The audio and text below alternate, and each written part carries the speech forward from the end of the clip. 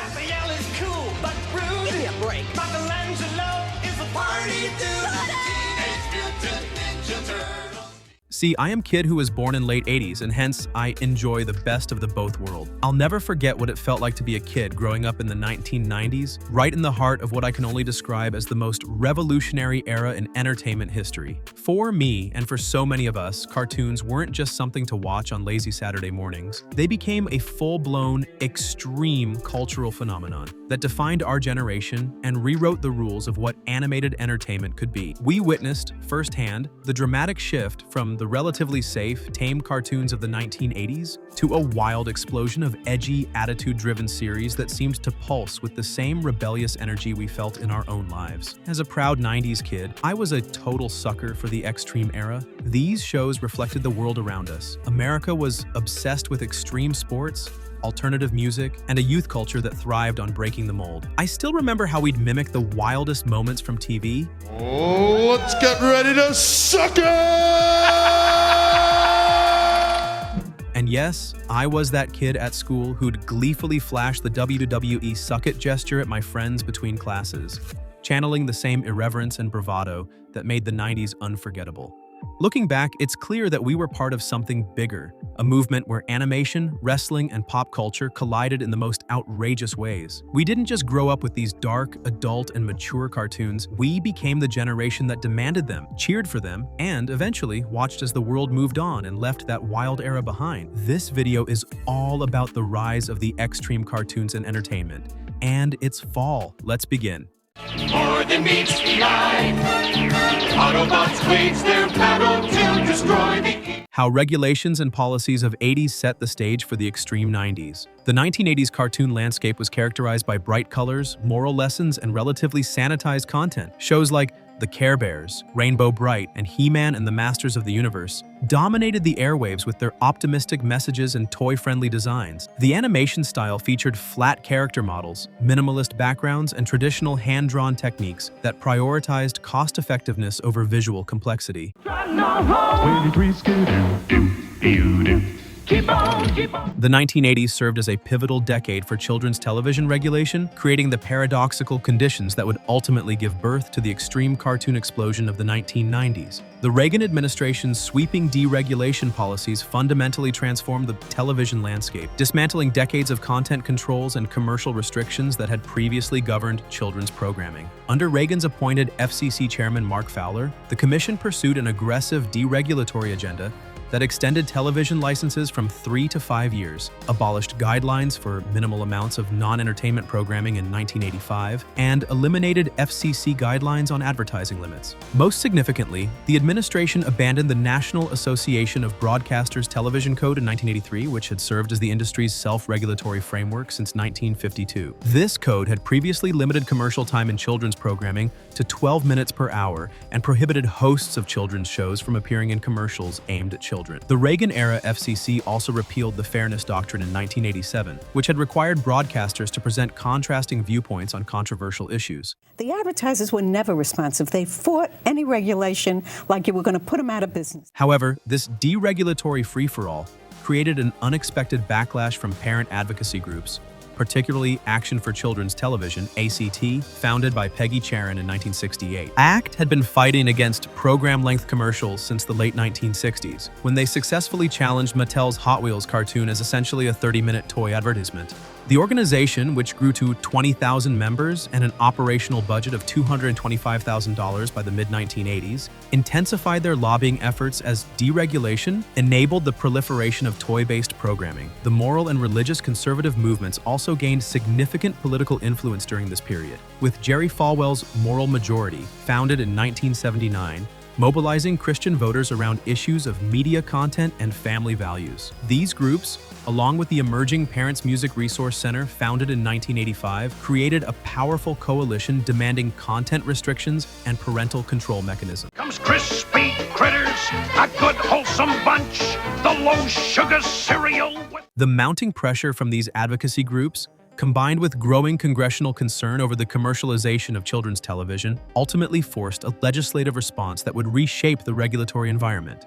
By the late 1980s, Congress had grown increasingly wary of the FCC's deregulatory pace and began pushing back against the agency's market-based approach. The breaking point came when critics described children's television as having become the video equivalent of a Toys R Us catalog, leading to the passage of the Children's Television Act of 1990. This landmark legislation mandated that television stations provide educational and informational programming for children, and imposed strict limits on advertising during children's shows.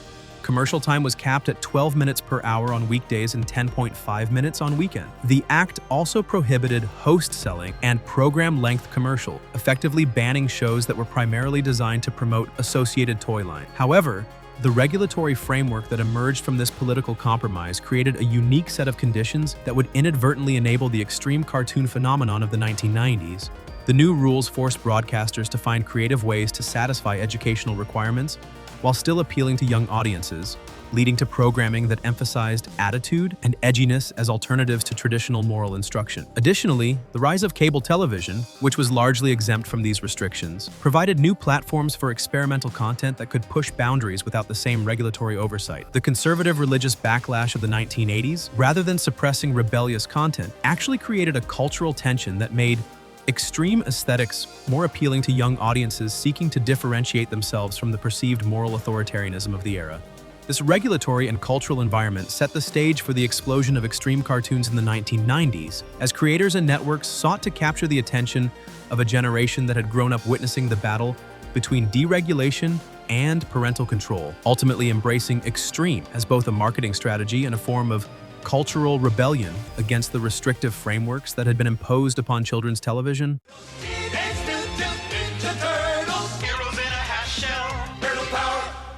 However, even within the 80s, seeds of change were being planted. Teenage Mutant Ninja Turtles debuted in 1987 and became a cultural phenomenon, introducing the concept of anthropomorphic heroes with attitude and martial arts action. This show proved that audiences were hungry for something more edgy and exciting than the standard fare, setting the stage for the extreme revolution to come. More than meets the eye.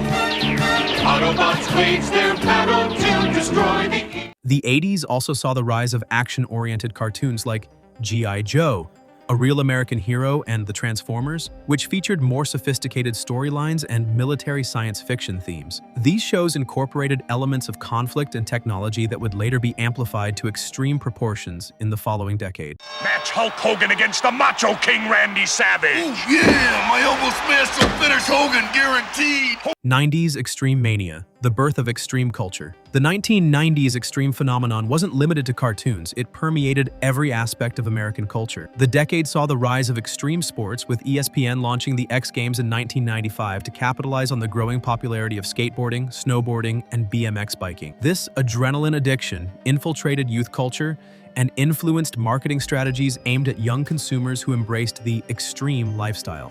The cultural shift was driven by several factors. The end of the Cold War created a sense of uncertainty among youth who sought alternative expressions of identity, while economically, the decade experienced a technology boom that provided new platforms for expression.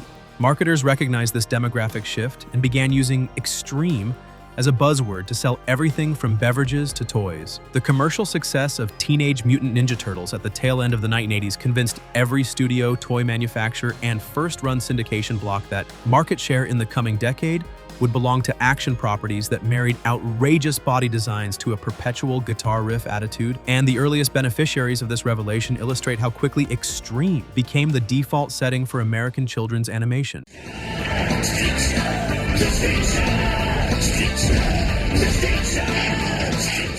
Street Sharks burst into syndication in 1994 with brothers who were literally half shark, half teenager, and who barrel-rolled through Fishin' City on inline skates while barking catchphrases such as all in service of a Mattel action figure line that hit toy shelves a full year before the cartoon's third season wrapped. Hanna-Barbera, desperate to rebrand its library, let creators Christian and Yvonne Tremblay push violence farther than the studio had ever permitted in SWAT Cats. The Radical Squadron, giving viewers missile-packing jet fights, metal-infused theme music, and a pair of feline vigilantes who openly mocked city authorities until Ted Turner personally pulled the plug after 25 episodes because the show was too violent for kids' TV, despite being the top-rated syndicated cartoon of 1994. The same year, syndicated stations welcomed biker mice from Mars. Let's rock and ride! A Rick Unger creation that fused chrome-heavy motorcycles, cyborg weaponry, and environmental story arcs about corporate climate plunder, thereby riding the dual consumer waves of grunge-era eco-activism and heavy metal iconography, while spawning 65 episodes, an SNES game, and a tie-in comic book series that reveled in slogans like "Rock and Ride." Each of these series copied the Turtles' core formula: anthropomorphic rebels, streetwise patter, neon color palettes, but amped it up through shredding guitar intros, muscular character modeling, and relentless slang, revealing a feedback loop in which toy engineering and ratings pressure conspired to make louder, sharper, and brasher narrative choices the only acceptable currency in after-school time slots. Survival are 1,000,000 to 1. And with a collapse. By 1995, the lexicon of extremity had become so obligatory that Hasbro quietly shelved its venerable Real American Hero template and relaunched the property as G.I. Joe Extreme, transporting the action to the near future of 2006, embossing every figure with exaggerated deltoids, and replacing Cobra with Scar so that each episode could bellow the word extreme at least 9 times before the closing credits rolled. That's right. Columbia TriStar Television followed suit with Extreme Ghostbusters, a syndicated sequel that down-tuned the original's sax jazz theme into power chord angst and assembled a multicultural graduate student team whose wheelchairs, goth fashion, and sarcasm were showcased as badges of 90s authenticity. Yet the series still ended after 40 episodes because its Kenner toy line failed to move retail units fast enough for advertisers. Mattel doubled down on the adjective by spinning the Street Sharks toy, tooling into a sister property, Extreme Dinosaur, whose protagonists wielded shoulder-mounted lasers and shouted, "Let's fossilize them!" while promoting a 1997 toy catalog that touted Jurassic Power meets Turbotech. Even Troma's R-rated splatter mascot was sanitized for a Fox affiliate block in Toxic Crusaders, in which the hideously deformed hero Toxie now cracked environmental dad jokes and hawked glowing green slime canisters marked eco-friendly, demonstrating how thoroughly the merchandise engine could domesticate exploitation cinema for Saturday morning consumption.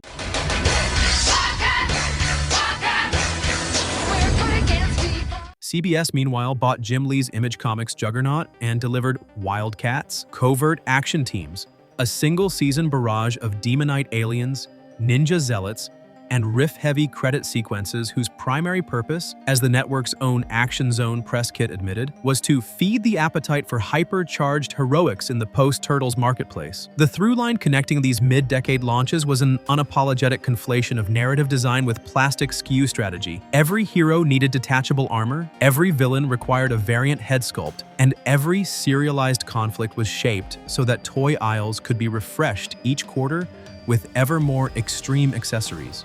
The logical endpoint of this arms race arrived in properties that stretched the aesthetic to near absurdity, revealing both the creative ingenuity and the market saturation that would end the boom by the turn of the millennium. We are the Exo Squad. Exo Squad, lauded by critics as American anime, paired philosophical war allegories with bright neon mech suits, whose snap-on missile racks were designed to outperform rival Playmates assortments. Yet the show's complex serialization proved too dense for younger viewers, and Universal Animation Studios saw its 3rd season canceled when syndicated buyers retreated from expensive weekday blocks.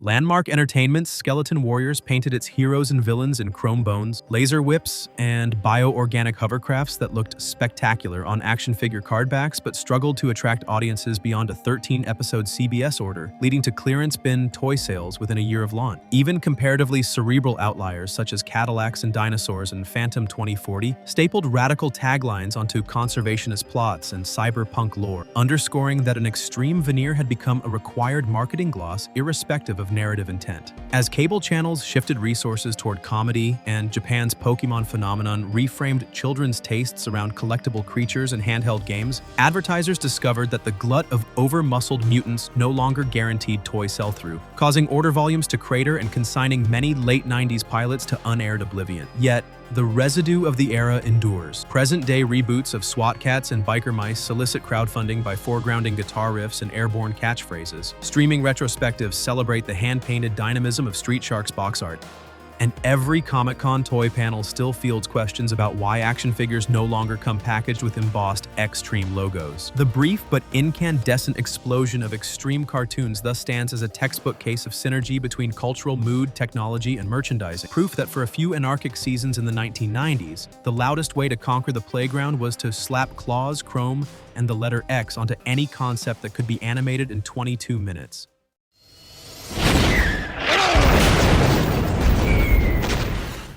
The extreme fever beyond cartoons. The extreme trend in comics was perhaps most dramatically embodied by Image Comics, founded in 1992 by former Marvel superstars including Todd McFarlane, Jim Lee, and Rob Liefeld. These creators brought their distinctive, extreme aesthetic, featuring muscular characters, enormous weapons, and dark themes, to creator-owned properties like Spawn, Wildcats, and Youngblood.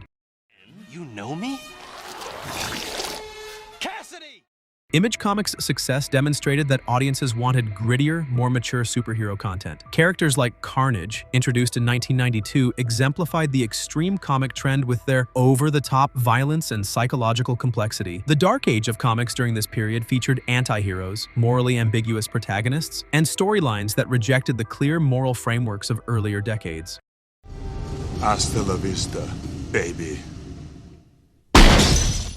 The 1990s film industry embraced extreme content across multiple genres. Action movies like Terminator 2, Judgment Day, 1991, and Die Hard with a Vengeance, 1995, pushed the boundaries of special effects and violence. Horror films became increasingly graphic, with directors like Peter Jackson creating ultra-violent spectacles like Dead Alive, 1992. The decade also saw the emergence of extreme cinema as a legitimate film movement. Directors experimented with controversial content, graphic violence, and transgressive themes that challenged audience expectations. Even mainstream blockbusters incorporated extreme elements to capture the decade's rebellious spirit.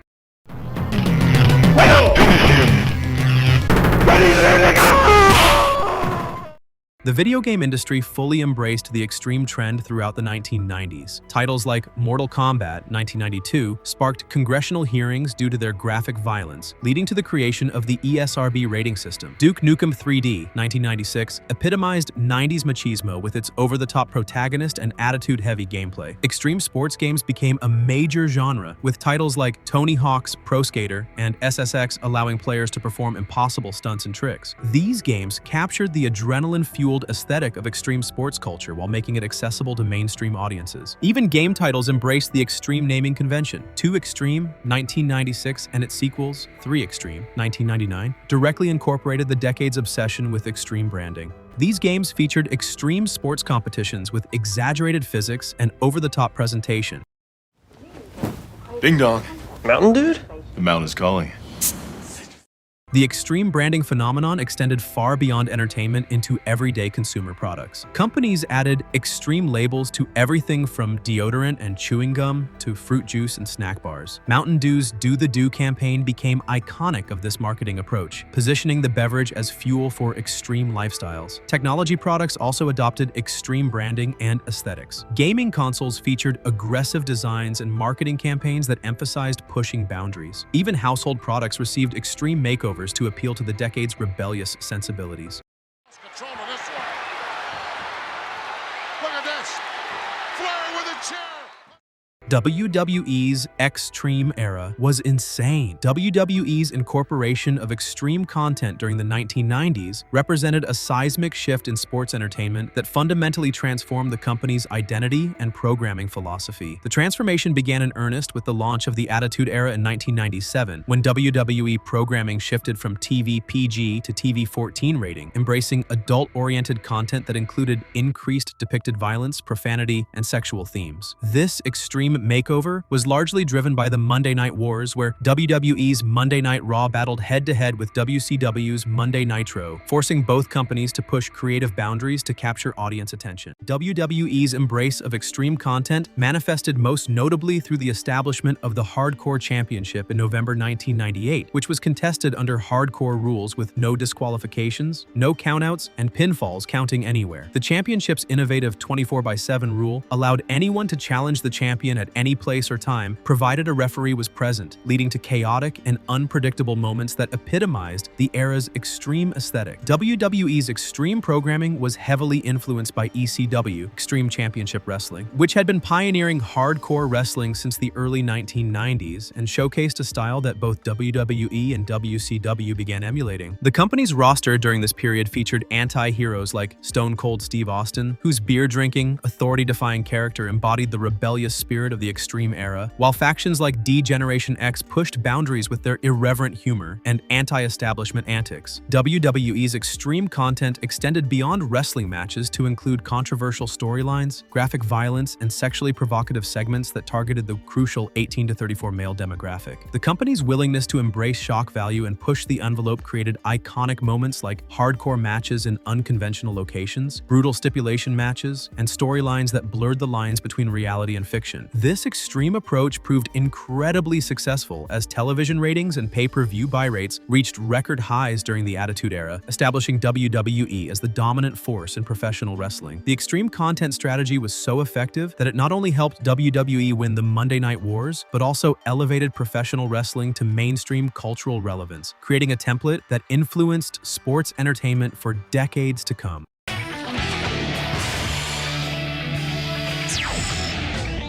The decline of the Extreme Era. The decline of the Extreme Era in cartoons and broader pop culture was the result of a complex interplay of market oversaturation, shifting audience preferences, and larger socio-economic changes that rendered the once dominant extreme aesthetic obsolete by the early 2000s. By the late 1990s, the market had become glutted with shows and products all vying for attention using the same formula: hyper-muscular protagonists, aggressive catchphrases, and an attitude-heavy approach that had lost its edge through repetition. The failure of many extreme cartoon properties to sustain audiences became evident when shows like SWAT Kats: The Radical Squadron were canceled despite being the top-rated syndicated cartoon of 1994, with Ted Turner personally ending the series because it was too violent for kids' TV. Similarly, Extreme Ghostbusters failed commercially despite having quality storytelling and diverse characters, with voice actor Jason Marsden revealing in a podcast reunion that the primary reason for the show's creation was purely commercial. When I asked Audupadan, our producer, "So why'd you guys decide to do another Ghostbusters series?" He's like, "To sell toys." When the toy line failed to generate adequate sales, the show was swiftly canceled after just one season, despite having quality animation and voice acting. The irony was that the show was created specifically to sell merchandise, yet the toy line was poorly executed and inadequately supported, creating a self-fulfilling prophecy of failure that had nothing to do with the show's actual content quality. The economic factors contributing to this decline were significant. The dot-com bubble peaked on March 10, 2000, and subsequently burst, causing the Nasdaq index to fall 78% from its peak by October 2002. This economic downturn reduced consumer spending on entertainment products, affecting toy sales and merchandise tied to extreme cartoon properties. The cultural shift was equally dramatic, as the September 11, 2001 attacks fundamentally altered American priorities and sensibilities. The attacks generated fear, tension, and a heightened sense of vulnerability, causing the entertainment industry to exhibit a new will toward tastefulness, as noted by Northwestern University professor Lynn Spiegel. Content that previously seemed edgy and rebellious now appeared inappropriate or insensitive in the post-9/11 climate, where it became unpatriotic to suggest that there was anything wrong with the United States. The regulatory environment also played a crucial role in the decline, as the Children's Television Act regulations that came into full effect in 1997 required television stations to broadcast at least 3 hours per week of educational programming, specifically designed for children aged 16 and younger. These new rules forced broadcasters to prioritize educational content over purely entertainment-based extreme cartoons. While the rise of cable channels like Cartoon Network and Nickelodeon, which didn't have the same strict educational requirements, allowed them to move away from the extreme aesthetic toward more diverse programming approaches. The final blow to the extreme cartoon era came through a perfect storm of audience fatigue, technological evolution, and the emergence of entirely different entertainment paradigms that captured youth attention more effectively than muscular anthropomorphic warriors ever could. The Pokémon phenomenon, which